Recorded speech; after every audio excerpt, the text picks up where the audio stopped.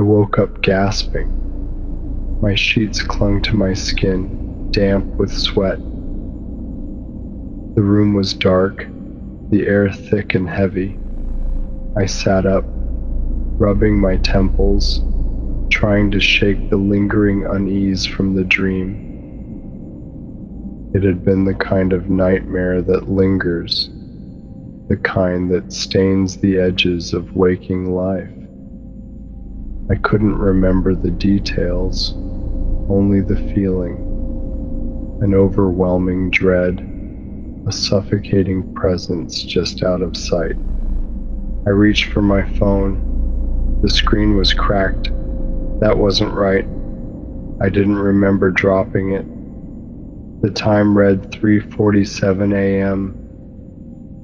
Something felt off. The layout of my room was the same, but the details were wrong. My nightstand looked too close to the bed. The closet door was slightly ajar, even though I always kept it shut. A faint hum filled the air, an almost imperceptible noise, like a television left on in another room. I stood up, my legs shaky beneath me. I needed water, something to ground me. The apartment was silent, too silent. The air felt thick, like stepping into a vacuum. I walked to the kitchen, each step feeling heavier than it should. My fridge sat where it always had, but something about it felt staged, like a perfect replica of a fridge, but lacking something real. I opened it. Inside, everything was in perfect order. Identical water bottles lined the shelf, each one facing forward with the labels perfectly aligned. The food looked untouched, almost artificial. The unease coiled tighter in my stomach.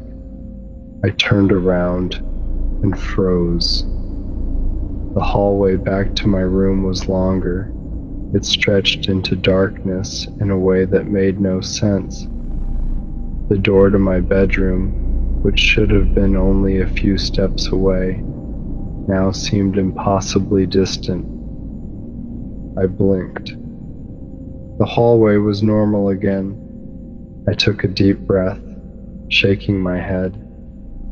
Just lingering fear from the dream. I needed to go back to bed. I climbed under the sheets, closed my eyes, and let sleep take me. Then I woke up.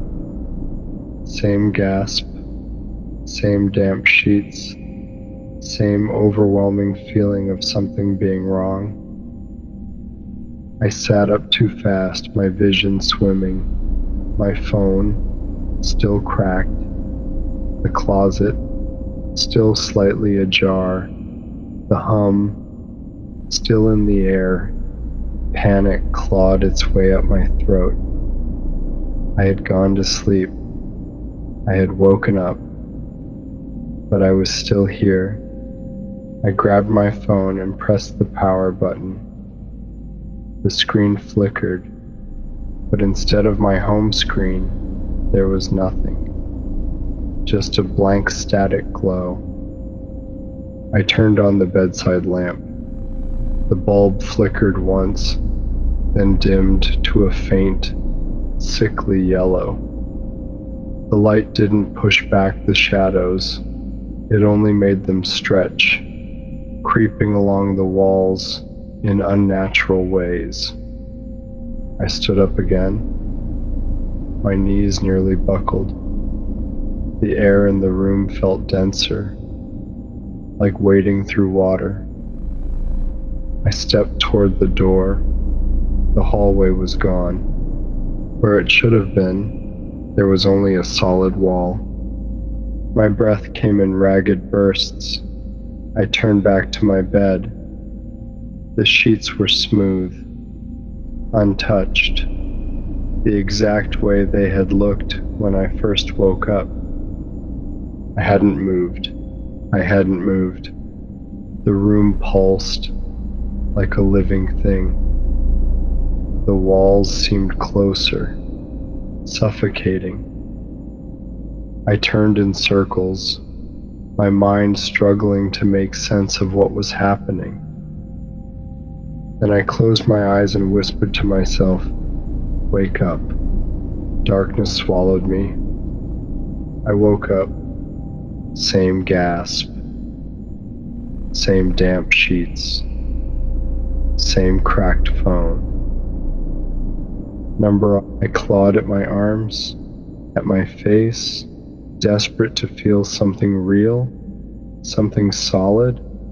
My skin burned under my nails, but the pain was dull, distant, like I was feeling it through layers of fabric. I stumbled to the mirror. My reflection wasn't right. It moved with me, but the expression was wrong. My eyes weren't afraid. They were watching me. A slow smile crept across my reflection's face.